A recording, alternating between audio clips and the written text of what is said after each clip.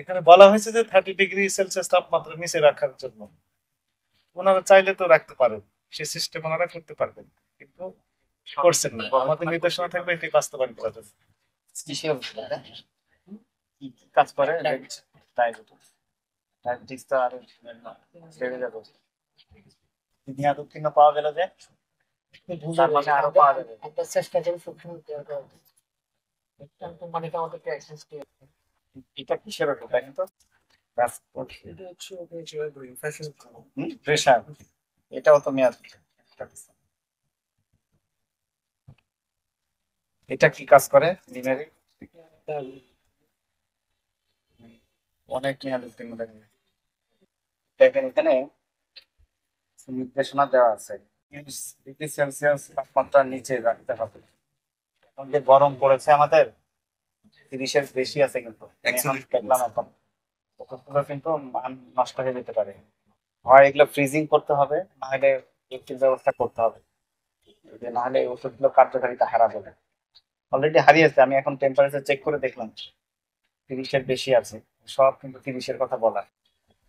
তুমি যে গুরুত্বপূর্ণ ওষুধ ডায়াবেটিক, প্রেশার, এটাও মনে হয় প্রেশারের ওষুধ।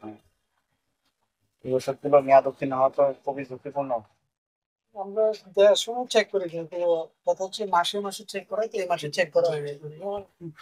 এবং আমরা খুঁজলে হয়তো আরো পেতে পারি। সম্ভাবনা কম, কারণ সম্ভাবনা কম না, সম্ভাবনা বেশি হতে পারে। আমরা চেক দিচ্ছি। আমরা পেলাম কিভাবে? একটা হয়তো বা ইয়ে রয়েছে, পপুলার একটা রয়ে গেছে, তো এই জন্য হয়তো বা popular। আপনারা তো পুরাতন প্রতিষ্ঠান, তাই না? জি জি, তাহলে আপনাদের তো জানতে হবে। চেষ্টা করি 100% কেয়ার করার চেষ্টা এবং করি। ওষুধের গুণগত মানও ঠিক থাকবে না। এই যে গরমের জন্য এখানে 30°র কথা বলা আছে ওষুধের গায়ে, 30°র নিচে রাখার জন্য। দেখি ইনশাল্লাহ আমি বলবো না। এসি ব্যবস্থা, এসি ব্যবস্থা নাইলে তো সব নষ্ট হয়ে যাবে আসলে। তারা বলছে টেম্পারেচারের কথা বলছে, আর আমি বলি নাই, এখানে লেখা আছে। টেম্পারেচার ঠিকঠাক কেয়ার করার জন্য ওটা ইনশাল্লাহ চেষ্টা করবো। কোয়ালিটি তো নষ্ট হয়ে যাবে, তাই না? কোয়ালিটি নষ্ট হয়ে গেলে ওষুধ খেয়ে তো লাভ হবে না, শুধু শুধু টাকা অপচয়। এই দেখেন স্পষ্ট লেখা আছে 30°C তাপমাত্রার নিচে সংরক্ষণ করুন। এখানে কিন্তু 30-এর বেশি তাপমাত্রা। কতটুকু কাজ হবে খেয়ে নিজেও জানেন না, কাস্টমারের অর্থ অপচয় হবে। দেখ একটু ঠিক করবেন, ঠিক আছে? ওই আমাদের ভোক্তাদের প্রতিও আমাদের উদাত্ত আহ্বান থাকবে। দুই কদম বেশি যদি যাওয়া লাগে, তবুও ফ্রিজ যেখানে আছে তাপমাত্রা নিয়ন্ত্রণের অবস্থায় যে ওষুধগুলো রয়েছে সেগুলো কেনার জন্য।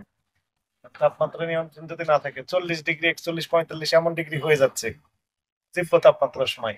এর ফলে স্বাভাবিকভাবে কি হবে, এই ওষুধ যদি তাপমাত্রার নিয়ন্ত্রণের ভিতর না রাখা যায়, ওই যে লেখা আছে যেমন বিলো 30°C নিচে রাখার জন্য বলা হচ্ছে ইনস্ট্রাকশনে, সেই ওষুধের কোয়ালিটি যদি নষ্ট হয়, তাহলে আলটিমেটলি ওষুধ খেয়ে কোনো বেনিফিট হবে না। ফলে এসি আছে এমন ফার্মেসি থেকে ওষুধ কেনা উচিত আমাদের। কাস্টমাররা যদি বয়কট করে নন এসি যুক্ত ফার্মেসি, তাহলে কি অটোমেটিক্যালি বাধ্য হবে। আর আপনাদের প্রতি আমাদের নির্দেশনা, যদি পারেন ব্যবসা করেন, না হলে দরকার নেই। অনিয়মের কারণে সতর্ক করা হলো, ঠিক আছে? সতর্ক করে 5,000 টাকা জরিমানা করা হলো। তারা এটা আপনার কর্তৃপক্ষকে জানাবেন এবং ব্যবস্থা গ্রহণ করবেন। আর মেয়াদ উত্তীর্ণ বিষয়ে আরো কেয়ারফুল হতে হবে, সামনে যাতে আর না পাই আমরা, ঠিক আছে? এগুলো আপনি ধ্বংস করে ফেলবেন, নিজ দায়িত্বে ডিস্ট্রয় করে ফেলেন।